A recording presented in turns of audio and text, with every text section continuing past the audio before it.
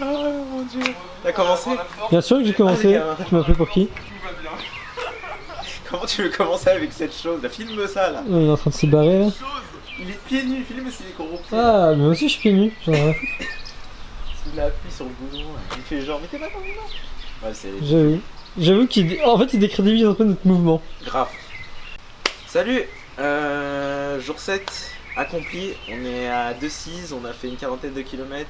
Étape longue, mais ça a bien roulé. Benjamin vous en dira un peu plus. C'était plutôt cool, même s'il pleuvait et que le début était un peu difficile, puisqu'on a encore eu une crevaison au départ. Mais heureusement qu'on avait des hôtes incroyables. On a aussi fait plus d'un tiers du trajet, comme on est à l'étape 7, et ça c'est cool, ça avance bien. Plus que 2 fois ça, et on arrive à Paris. Aujourd'hui j'ai pensé pouvoir reprendre mes courses à pied. Malheureusement c'était pas possible parce que mon genou est encore dans un état tristouné. Cependant on n'est pas trop loin de la guérison. Et j'ai quand même pu pédaler en poussant la charrette jusqu'à 2-6. Donc c'était une belle matinée, c'est une fête incroyable. On a chanté très fort avec Paul des chansons paillardes et moins paillardes. Et finalement ça nous a permis de tenir le coup. Et derrière moi ce mollusque. Je suis crevé. Cette petite créature sans défense. Ouais, je ne dérange pas trop. Donc aujourd'hui c'était l'étape entre Bourbon-Lacy du coup et 2-6 qui était une étape de 42 km au final.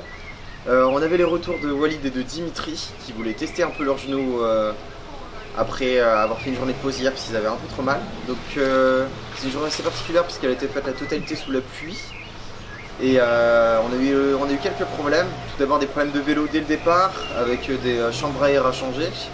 Puis des problèmes de genoux du côté d'Antoine qui devait courir avec nous et qui au final a fait le trajet en autostop. Mais au final on a quand même pu courir avec les 3 autres, on a couru à 4. On a changé de stratégie par rapport à hier.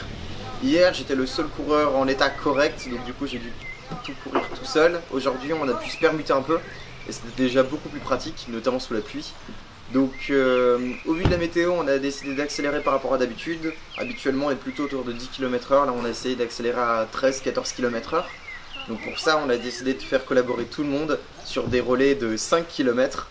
Et c'était plutôt efficace parce qu'on a fait du coup les 42 km en environ 3h20, 3h30. Donc on était plutôt efficace, même si on s'est rendu compte que avec la température, les débuts de relais étaient difficiles à froid. Mais on était plutôt content de la journée, on n'a perdu personne. On s'est rendu compte que le genou de Walid fonctionnait parfaitement et c'est une bonne nouvelle. Dimitri avait encore un peu mal au genou, donc on l'a un peu préservé aujourd'hui, même s'il s'est occupé de la charrette sur les 42 bornes. Mais du coup, tout a été de bon augure pour la suite. Aujourd'hui, on va parler des choses un petit peu rendues invisibles sur lesquelles repose notre modèle de société, qui sont l'énergie et les ressources, énergétiques ou non.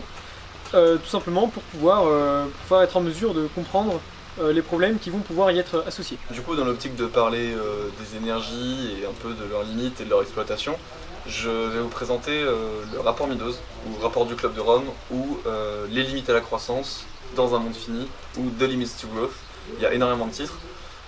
Il s'agit d'un livre que j'ai lu récemment, durant l'année dernière.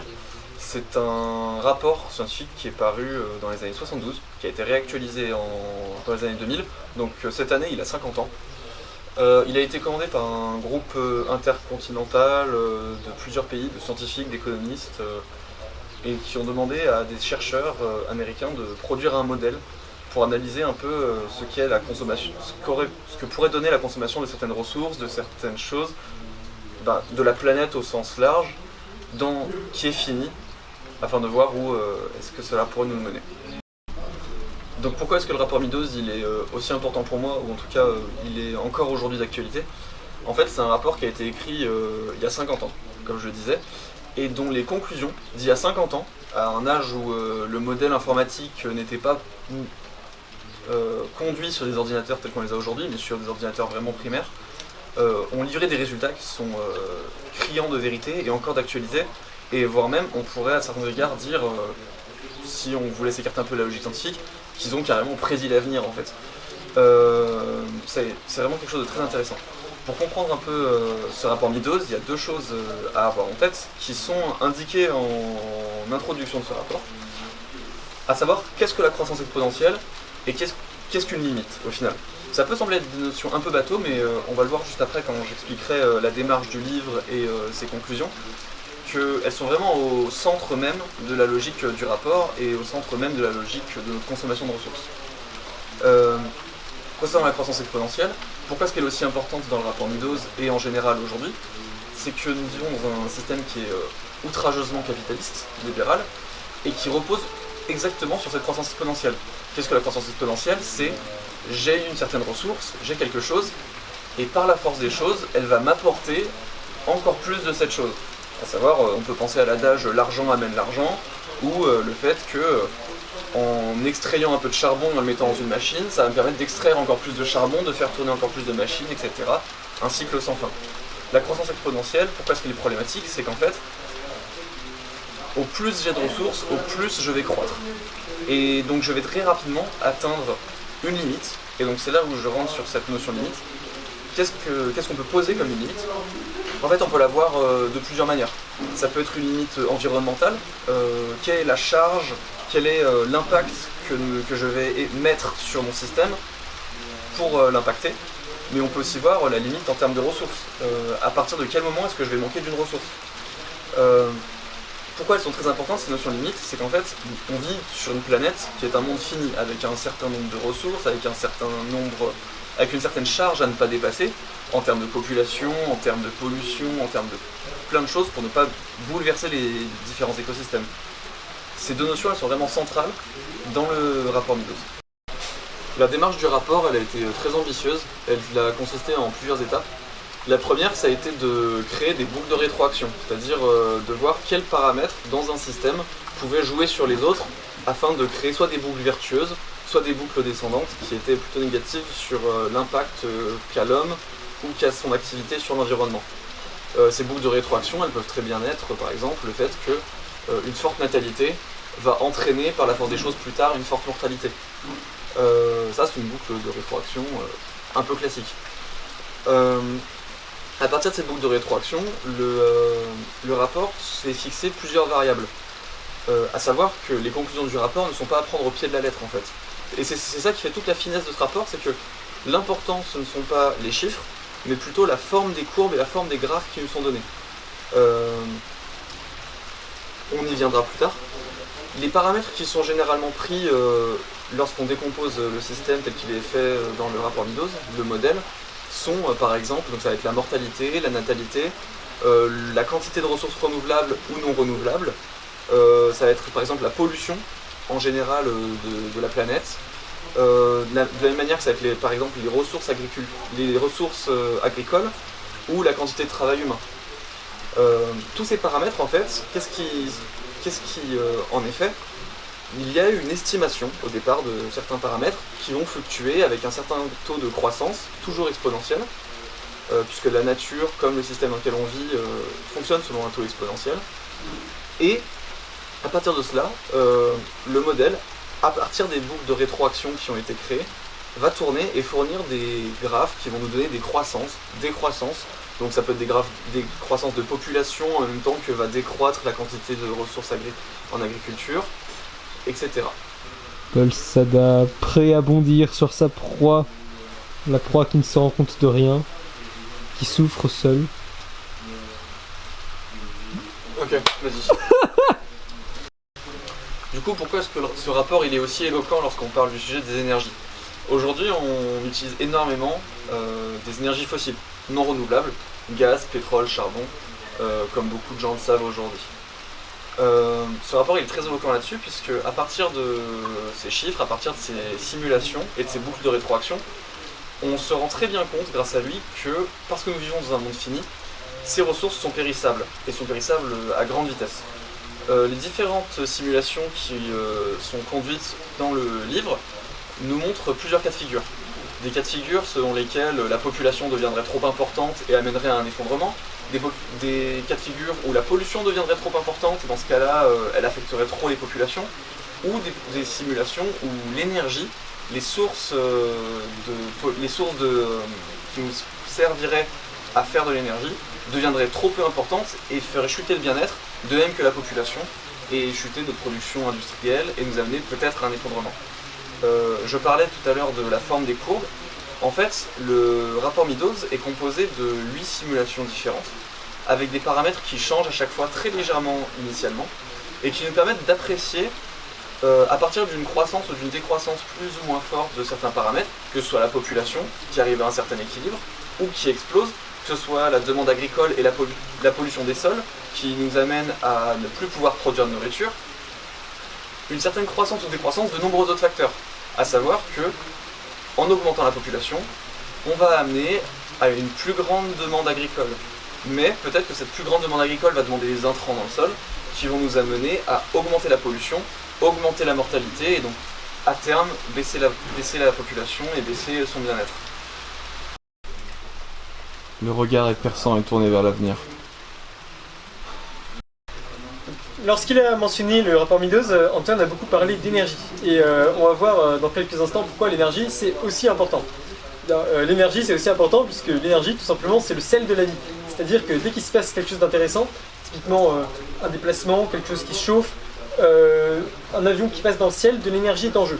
Puisque l'énergie c'est la grandeur physique qui caractérise la transformation d'un système. Et donc, cette énergie, elle peut prendre plein de formes extrêmement différentes, mais elle va toujours être équivalente finalement, que ce soit du déplacement, de la chaleur, de l'énergie électrique, de l'énergie potentielle chimique, toutes ces formes-là sont équivalentes. Des choses importantes à comprendre pour saisir les enjeux essentiels de l'énergie, c'est que l'énergie obéit essentiellement à deux principes fondamentaux. Le premier d'entre eux, c'est que l'énergie ne se crée pas, ne se perd pas, et simplement elle va se transformer, donc elle va passer d'un état à l'autre. Et donc tout n'est qu'à faire de conversion, c'est-à-dire que l'énergie ne sort jamais de nulle part. Sur notre Terre, principalement, elle a trois sources. Il y a l'énergie qui était présente lors de la création de la Terre et qu'on va trouver dans son noyau et qu'on va utiliser pour la géothermie. On a l'énergie nucléaire qui est présente dans le cœur des atomes. Et puis on a toutes les énergies qui vont être dérivées du Soleil, et c'est celles qu'on utilise toujours au quotidien. Donc quand on pense au vent, quand on pense aux marées, enfin pas aux marées, pardon. Quand on pense au vent, quand on pense à l'énergie solaire, et même quand on pense au pétrole, tout ça ce sont les dérivés de l'énergie solaire. Donc aucune forme d'énergie ne sort de nulle part. Du coup, ce que cette règle implique, c'est deux choses vraiment fondamentales. C'est que il y a une quantité minimale d'énergie qui est requise pour faire ces injections. Typiquement, si vous voulez faire monter un caillou de 10 mètres, vous aurez une quantité minimale d'énergie que vous devrez mettre pour faire ça dans n'importe quel cas. Et une autre chose essentielle à retenir de ça, c'est qu'il y a une quantité maximale d'énergie que vous pouvez produire à partir de quelque chose. Typiquement, si vous avez une rafale de vent qui passe et que vous voulez faire de l'électricité avec, eh bien, vous ne pourrez pas en faire une infinité, vous pourrez en faire uniquement au maximum l'énergie qui est contenue dans cette rafale de vent qui passe. Une deuxième chose essentielle à comprendre sur l'énergie, c'est son second principe, qui fait que l'énergie va toujours avoir tendance à se dissiper, c'est-à-dire d'aller de l'endroit où elle est le plus concentrée vers l'endroit où elle est le moins concentrée. C'est ce qui fait par exemple que la tasse de café, quand elle est chaude, eh bien, va devenir tiède au cours du temps, c'est-à-dire que la chaleur qui est très concentrée à l'intérieur va se dissiper vers le milieu naturel. Et ensuite, cette chaleur dissipée, eh bien, on ne peut plus rien en faire, elle est perdue. C'est-à-dire qu'on ne peut pas reprendre cette chaleur et la reconcentrer pour en faire quelque chose d'utile. Et ça, c'est quelque chose de très important à comprendre. Une autre chose essentielle aussi à savoir sur l'énergie, c'est que moins une énergie va être dense, du coup moins elle va être concentrée, plus elle va être difficile à exploiter. C'est ce qui fait que une énergie très dense, comme par exemple le pétrole, le charbon et le gaz, eh bien, va être très facile à utiliser, c'est-à-dire que ce sont des énergies qui sont très concentrées dans de petits volumes, tandis que les énergies comme le vent ou le soleil sont des énergies qui sont très diffuses et qui sont donc plus difficiles à mobiliser pour en faire quelque chose d'utile.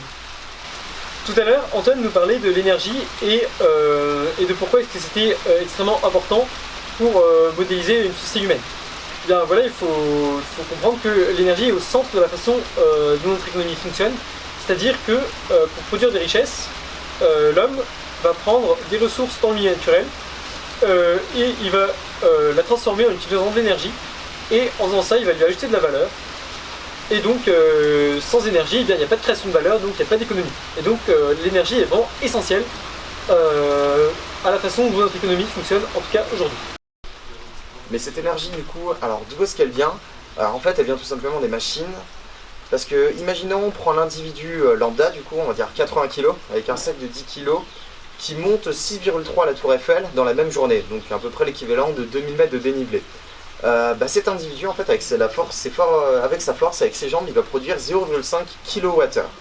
Et en fait, si on prend 1 litre d'essence, du coup qui produit à peu près 10 kWh d'énergie thermique. Si on transforme ça en énergie mécanique, ça va donner à peu près 2 à 4 kWh d'énergie du coup mécanique, pour comparer du coup avec notre être humain, enfin les cuisses de notre être humain. Donc on voit une grosse différence entre les deux. Ça veut dire que, admettons que notre coureur grimpe la tour Eiffel une fois tous les 2 jours, ça voudrait dire qu'il lui faut 10 jours du coup pour produire la même énergie avec ses jambes qu'un litre d'essence. Et là il y a une grosse différence de prix, c'est-à-dire qu'imaginons on le traduit en EP au SMIC, ça veut dire que notre kilowattheure va à peu près le payer 200 €. Alors que par contre notre litre d'essence, imaginons on met le prix à 2,2 €, bah, ça reste quand même beaucoup. Ça veut dire qu'on va produire quoi? Il va nous coûter à peu près 1,1 € notre kilowattheure. Il y a quand même une grosse différence entre 200 et 1,1. Et du coup en fait ces machines elles ont complètement révolutionné en fait la production mondiale, puisque le travail a été multiplié par 200, ce qui est beaucoup plus élevé. Maintenant ces énergies qui nous ont permis du coup d'augmenter